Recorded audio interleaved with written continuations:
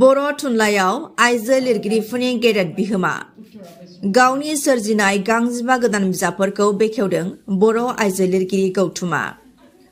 अनजुनि रायथाइ आरो सावरायथाइ, मीरा ब्रह्मनि थाखोमानाय बरादनि सेर सेर खन्थाइ, डक्टर इन्दिरा बर'नि थुनलाइयाव समाज सान्थौ आरो गुबुन गुबुन सावरायथाइ, बारजिन जेकबा मोसाहारिनि रायथाइ लिरथुम रायथाइ, डक्टर इन्दिरा बर' आरो डक्टर लाइस्रि महिलारिनि राव थुनलाइ आरो हारिमुनि जौगालु दाहार रायथाइ, सुनिति बसुमतारिनि दांग्रिसे खन्थाइ मेथाइ बिथां खन्थाइ आरो मेथाइ, दिर्जज्योतिनि सिखाव सुंद' सल', अनिला बसुमतारिनि दों जौसे बाथ्रा फांथे खन्थाइ, डक्टर दिपाली खेरखातारिनि दाया सोरनि सुंद' सल', नीला हायनारिनि माइब्रा हाजो खन्थाइ, जयश्री बसुमतारिनि दोंसे लामानि आरिमु खौरांगासे थुनफावथाइ, जेनेबा मुसाहारिनि गोजाननि समायना हाजो खौरांगासे थुनफावथाइ, सम्पाबती ब्रह्मनि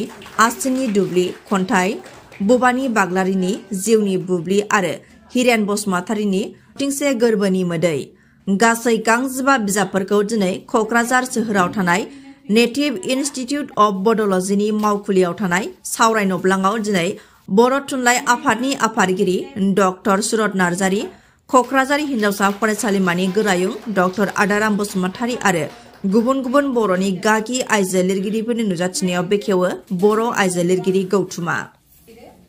बिथांनि बे थिलेब खन्थाइया खौरांगासे थुनफावथाइ बिजाबा जोंनि बर' थुनलाइयाव एसेब्लाबो फोलोमनो हागोन आरो जि सोरजिबायनि थाखाय खुलुमबाय। আজি আমি কোকৰাঝাৰৰ NIB অফিচত আমি কিতাপ উন্মোচনৰ এটা প্ৰগ্ৰাম লৈছোঁ আৰু এইটো প্ৰগ্ৰাম আমি বড়ো উইমেন ৰাইটাৰ এছ'চিয়েশ্যনে আমি অৰ্গেনাইজ কৰিছোঁ। কিন্তু কিতাপবোৰ আমাৰ পাৰ্চনেল কিতাপ, এইটো মানে এনেকুৱা নহয় যে আমি আমাৰ এছ'চিয়েশ্যনৰ পৰা পাব্লিছ কৰিছোঁ, এনেকুৱা নহয়, পাৰ্চনেল কিতাপ হয়, কিন্তু আমি অৰ্গেনাইজ কৰিছোঁ যাতে মানে আমাৰ বড়ো উইমেন ৰাইটাৰসকলে নিজৰ কিতাপ পাৰ্চনেল কিতাপবোৰ একেলগে আমি একেটা মঞ্চতে আমি উন্মোচন কৰিব পাৰোঁ।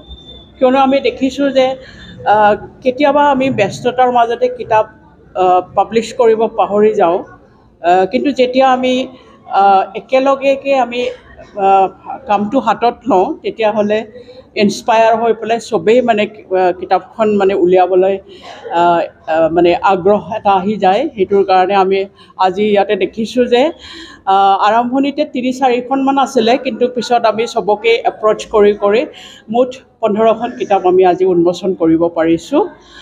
সেইটো আমাৰ কাৰণে বহুত ডাঙৰ কথা। যোৱা বছৰো আমি কৰিছিলোঁ, যোৱা বছৰো আমি পাৰ্চনেল কিতাপ আমি যোৱা বছৰ নৱেম্বৰ মাহত আমি কৰিছিলোঁ, উন্মোচন কৰিছিলোঁ, 11খন কিতাপ আমি উন্মোচন কৰিছিলোঁ। এইবছৰ আমি আৰু অলপ বেছিকৈ উন্মোচন কৰিব পাৰিছোঁ। সেইটোৰ কাৰণে আমি প্ৰাউড ফিল কৰিছোঁ, কিয়নো আমাৰ বড়ো উইমেন ৰাইটাৰ এছ'চিয়েশ্যন গঠন কৰাৰ পিছত আমি গঠন কৰিছিলোঁ 2018 চনত। গঠন কৰাৰ পিছত আমি দেখিছোঁ যে বড়ো মহিলা লেখিকাসকলে বড়ো লেখিকাসকলে বহুত আগবাঢ়ি আহিছে। নতুন নতুন লেখিকা, তেওঁলোকে নতুন নতুন কিতাপ লৈ আহিছে আৰু পুৰণা যিবোৰ লেখিকা আছিলে মাজতে তেওঁলোকে অকণমান লিখিবলৈ বাদ দিয়াৰ নিচিনা হৈছিলে, তেওঁলোকে আকৌ নতুনকৈ লিখিব লৈছে। তাৰোপৰি আমাৰ কোৱাৰ্টাৰলি মেগাজিন গাম্বাৰীখন ওলায়ে আছে, 27 ইছ্যু ওলাই গ'ল। প্ৰতি 3 মাহৰ মূৰে মূৰে আমাৰ এইখন ওলায় আৰু এইখন আমি ইনাগুৰেট কৰোঁ। আৰু ইনাগুৰেট কৰিবলৈ আমি অসমৰ বেলেগ বেলেগ জেগাত আমি গৈ আছোঁ, যেনেকৈ আমি বিজনী, গোসাইগাঁও, দুধনৈ, ৰঙিয়া, বেংটল এনেকৈ গৈ আছোঁ চবতে, বৰপেটা ৰদ এনেকৈ। এতিয়া আমি ভাবিছোঁ আৰু এইফালে দতমা আৰু টিপকাইৰ ফালে আমি যাম কিতাপ উন্মোচন কৰিবলৈ। ইয়াৰ পৰা আমি দেখিছোঁ যে মানে আমি মেছেজ এটা দিব পাৰিছোঁ যে মানে আমি একেলগে হৈ পেলাই কেনেকৈ কাম কৰিব পাৰোঁ, অৱদান এটা দিব পাৰোঁ, কেনেকৈ আমি অনুপ্ৰাণিত কৰিব পাৰোঁ, সেইটো এটা আমাৰ মানে পজিটিভ এটা আমি ৰেছপন্স পাই আছোঁ। আমাৰ কাৰণে আমি জানো যে সাহিত্য জগতত কেৱল মানে পুৰুষ প্ৰধান আছে। এইটো কেৱল আমাৰ কথা নহয়, বিশ্বতে তেনেকুৱা ধৰণৰ এটা ধাৰণা আছে। কেৱল আমাৰ সাহিত্য সৃষ্টিত মতা মানুহ তেওঁলোকে লিখে, তেওঁলোকে প্ৰাধান্য বিস্তাৰ কৰে, তেওঁলোকৰ ভাৱধাৰাবিলাক প্ৰচাৰ কৰে। আনবিধে আমাৰ সমাজে যে নাৰী সমাজ আছে সেই কথা মানে ঠিকমতে পৰিলক্ষিত নহয়, প্ৰকাশ নহয়।